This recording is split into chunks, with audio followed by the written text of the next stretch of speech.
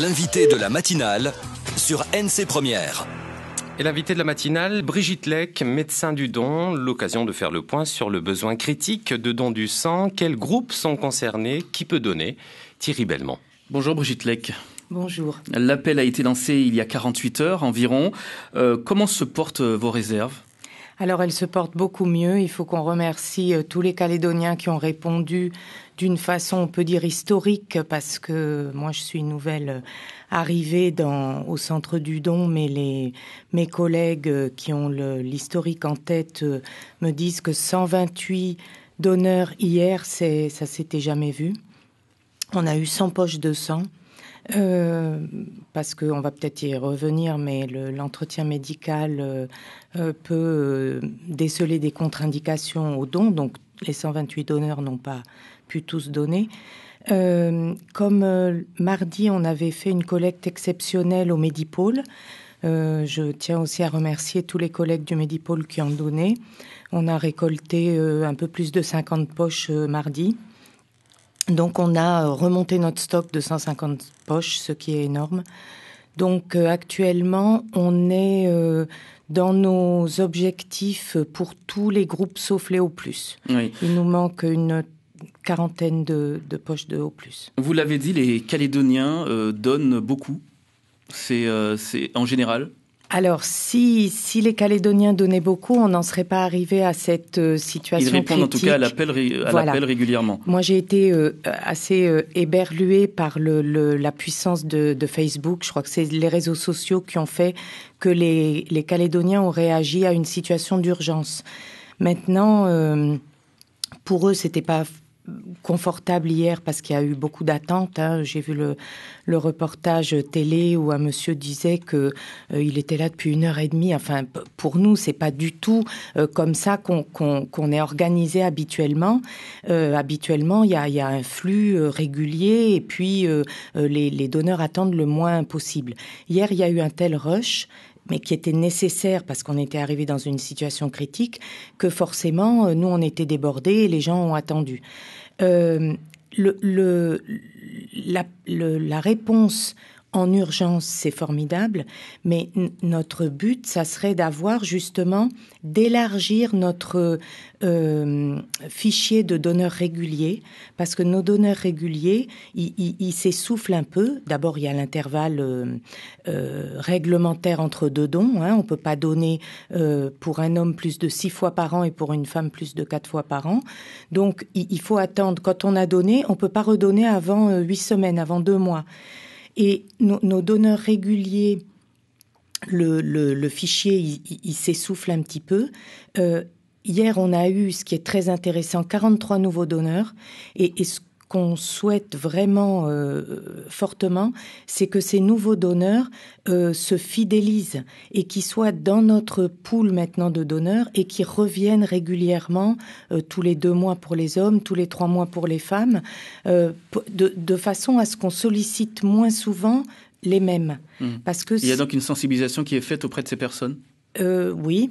On compte aussi sur les médias et sur l'opération de com qui a été rendue indispensable par l'urgence pour que chacun se sente concerné, et en tout cas tous les gens qui ont fait l'effort de venir hier dans des conditions qui n'étaient pas du tout évidentes. Ne croyez pas que ce sont les conditions habituelles, qui rentrent dans leur mode de vie maintenant, qui sont donneurs de sang. Ils ont fait le pas une fois. On voudrait que maintenant ils fréquentent le centre de don régulièrement et que dès qu'on propose, on convoque les donneurs par des SMS et nos donneurs réguliers, ils reçoivent tellement souvent les SMS, ils sont pas forcément disponibles, ils ont peut-être été malades, ils ont pas pu venir, ils ont voyagé, ils ont pas pu venir. Parfois, ces SMS, ça tombe dans le vide. Et maintenant, ce qu'on voudrait, c'est que les nouveaux donneurs, quand ils vont recevoir les SMS, ils sachent que c'est qu'on a besoin d'eux. C'est vraiment ciblé. Quand on envoie un SMS à un donneur qui est groupe au plus, au moins, c'est qu'on a besoin de son groupe. Et donc, qui répondent dans les jours qui viennent, dès qu'il a un petit moment, qui viennent nous voir pour donner son sang. Comment expliquer, Brigitte Lec, la baisse des stocks ? Alors, on en a pas mal parlé là depuis lundi. Je vais un petit peu répéter, mais il y a eu un mauvais concours de circonstances, on va dire, d'une moins grande fréquentation du centre, moins de donneurs, et puis d'une consommation accrue.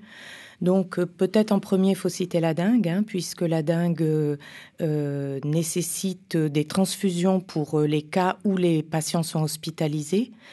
Donc il y a donc eu beaucoup de transfusions ces dernières semaines. Voilà, ça a consommé. Et puis, tous nos donneurs qui ont eu la dengue, ils peuvent pas donner pendant au moins un mois, voire plus s'ils mettent plus d'un mois à récupérer, à retrouver un état de santé satisfaisant après la dengue. Donc il y a ça. L'accidentologie importante en Nouvelle-Calédonie, voilà, ça joue un rôle. Malheureusement, là, je crois qu'on est en train de crever le plafond pour les accidentés. Et donc, évidemment, tous les week-ends, quasiment, on transfuse pour des accidents de la route.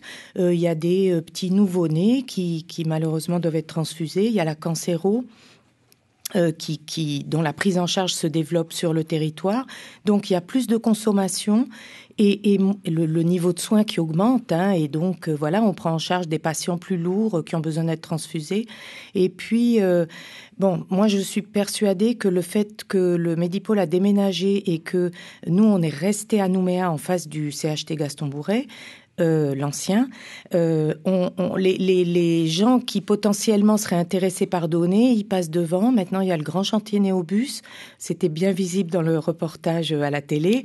On se dit, c'est fermé, quoi. Et vous auriez souhaité déménager avec suivre le Medipôle ? Non, on était inquiets à l'idée de déménager parce que tous nos donneurs fidèles et réguliers nous faisaient remonter qu'ils n'iraient pas à Koutios donner leur sang. Donc, ça aurait été une phase compliquée pour nous de continuer à pouvoir approvisionner. Donc, on est en tout cas rassuré de savoir qu'on reste toute l'année 2017, voire 2018. Après, l'avenir dira, ça c'est les instances du CHT, le directeur du CHT qui nous dira. Mais pour l'instant, il faut se dire, don du sang au pied des tours Pacifique Arcade en ville. Il y a maintenant plein de parkings, vu qu'il n'y a plus le CHT, tout le parking est à disposition des donneurs, je dirais. Donc, on est là, même si c'est pas très visible, et il faut vraiment venir faire ce geste si on le sent, parce que bien sûr, ça part du bénévolat et du choix individuel. Quels groupes sanguins sont concernés ? Vous faites souvent des appels, mais tous les groupes sont concernés ? Alors voilà, là, il nous manque encore des O+, le groupe qui a été beaucoup distribué et qui était donc le plus en manque, là, c'était le O+. Le O-, c'est le O négatif, c'est le donneur universel. Donc, il nous en faut toujours pas mal de poches, mais ça, on a des donneurs réguliers et on a réussi à remonter.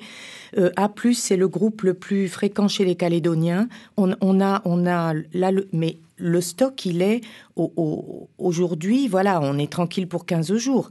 Mais je veux dire, tous les jours, il faut refaire des O+, il faut refaire des A+. Oui. Qui peut donner son sang ? Alors, ça, c'est réglementé par...